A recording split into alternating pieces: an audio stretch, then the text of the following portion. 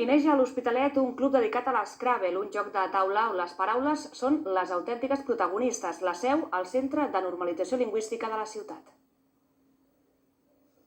Riquesa de vocabulari i estratègia. Aquestes són les dues claus bàsiques per poder ser el millor a l'Scrabble, un joc de taula que va néixer als anys 30 als Estats Units i que a la nostra ciutat ha motivat la creació d'un club que reuneix quinzenalment al Centre de Normalització Lingüística. Això comença amb un concurs d'Scrabble que es fa a l'Hospitalet, a Bellvitge, en un centre que hi ha a Bellvitge, i llavors la gent interessada s'apunta en una llista i hi havia 30 persones interessades, vull dir que hi havia un interès a fer-ho i senzillament això passa al juny i després al setembre es concreta en una trobada, en una reunió, on decidim quedar cada 2 dijous en aquest lloc de 7 a 9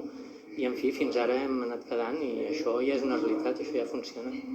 El club està format per uns 30 socis, encara que difícilment coincideixen tots. Malgrat tot, els seus membres són un reflex de la diversitat ciutadana de l'Hospitalet. M'aporta sobretot, és curiós, però m'aporta sobretot el poder-me desconnectar de totes les coses, de tot el dia, de tot l'estrès, de tota la feina,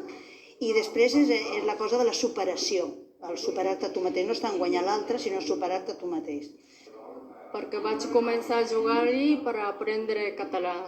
sobretot per ampliar el meu vocabulari en català i perquè m'agrada molt estudiar català i ara estic molt contenta.